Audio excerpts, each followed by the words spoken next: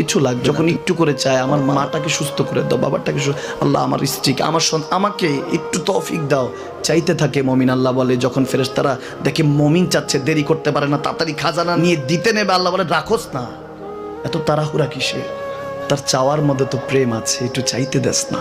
থাকুক না মমিন আর একটু পেরেশান, থাকুক না, থাকতে দেস না, একটু থাক, একটু থাক।